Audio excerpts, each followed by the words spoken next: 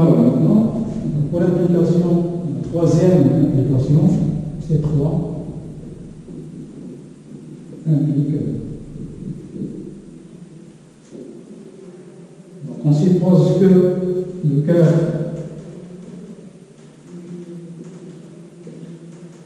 de f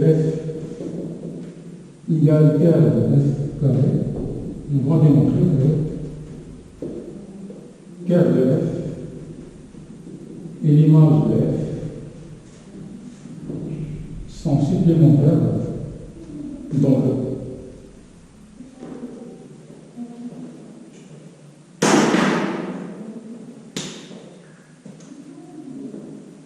Alors, pour démontrer que deux sous-espaces sont supplémentaires en général, pour démontrer que f et g sont supplémentaires dans le. La première méthode, on démontre que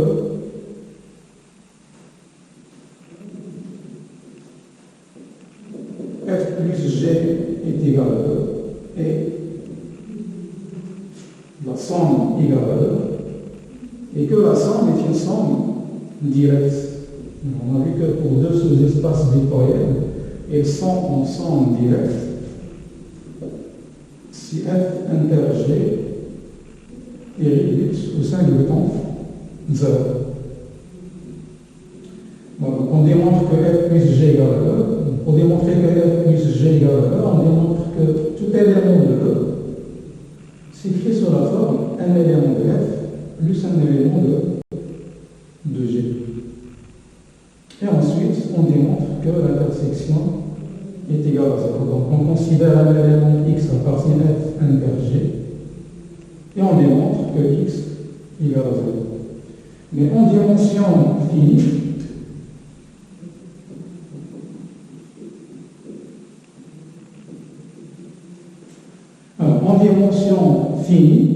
je peux remplacer donc l'une des conditions suivantes par une relation sur les dimensions. Par exemple, f plus g égale à e peut être remplacé par din de e, bien de f, plus din de g égale la dimension de e. Et f inter g est égal à 0. Ou bien, on peut remplacer la deuxième. Donc on démontre que f plus g égale à e et on remplace donc f inter g par 0 par la dimension de f plus la dimension de g égale la dimension de e. Alors dans notre cas, on est en dimension, l'espace E est de dimension finie. Donc pour démontrer que cœur de f plus l'image de f sont directs est égal à e, je peux démontrer que la dimension donc de l'image cœur de f plus la dimension de l'image de f égale la dimension de e. C'est le théorème des rangs. Déjà, on sait que la dimension de e, c'est la somme des deux dimensions. Donc, on démontre que f inter g est égal au simplement 0. Donc, d'après le théorème de Hopf, on a déjà donc la somme des dimensions, c'est la dimension de e. Reste à vérifier que f inter g est réduit tout simplement 0.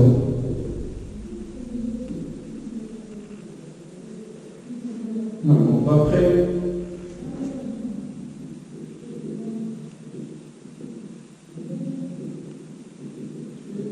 le théorème d'Héron, la dimension cœur de f plus la dimension de l'image de f égale la dimension de e. On reste à vérifier que l'image de f inter cœur de f égale 0. Donc on considère un élément qui appartient à l'intersection, donc soit x appartient à l'image de f inter que x égale à 0. Donc, bien sûr, l'inclusion réciproque, 0 est toujours, puisque l'image de f et le terme de f, ce sont des sous-espaces vectoriels, donc les deux contiennent 0. Donc, toujours le symbole 0 est inclus dans l'image interne, le gap. Donc, toujours, il suffit de vérifier l'inclusion directe. C'est-à-dire, si x appartient à l'image interne de gap, donc x égale 0. Alors, si x appartient à l'image interne de gap,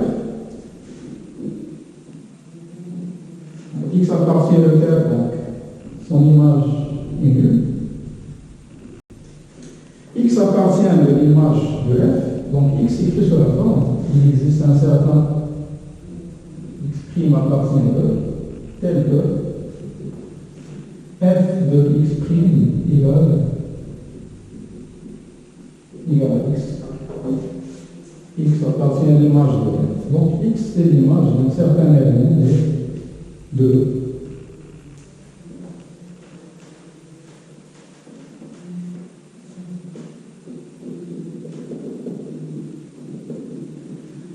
Alors, f de x égale à 0. Je vais remplacer x en fonction de x'.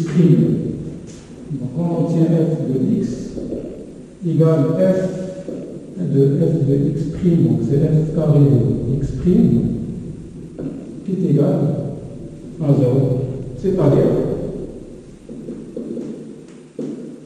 x' appartient au noyau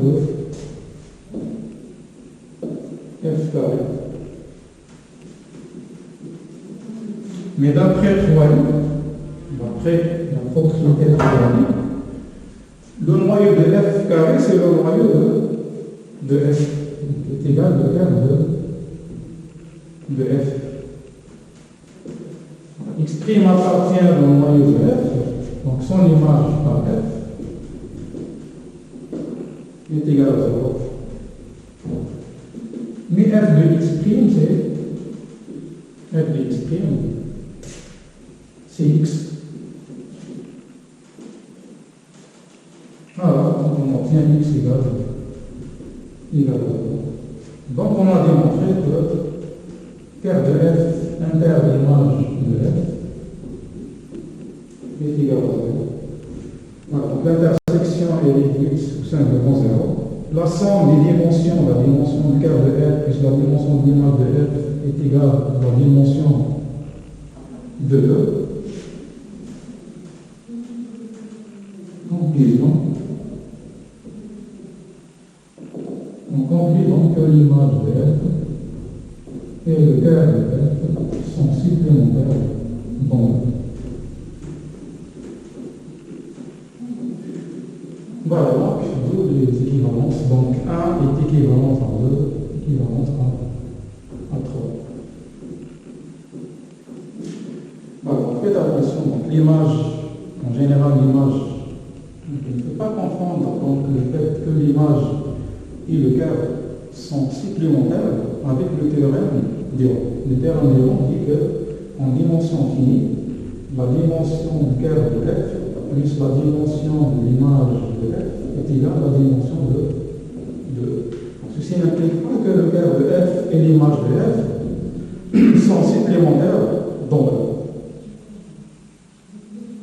On a démontré dans cet exercice que l'image de f et le ker de f sont supplémentaires dans E si, à condition que l'image de f égale à l'image de f carré, ou bien ker de f est égal au ker de f carré. Par exemple, si f est une projection, pour les projections, on sait que f carré, si f est une projection, f carré égale à f. En particulier, donc l'image de f carré, si f est une projection, l'image de f carré est égale à l'image de f. Donc pour les projections, on peut remarquer donc que le ker d'une projection et l'image d'une projection sont supplémentaires d'après l'exercice, puisque l'image de f carré est égale à l'image de f, alors ils sont supplémentaires. Mais en général, le cas de nos moyens ne sont pas supplémentaires.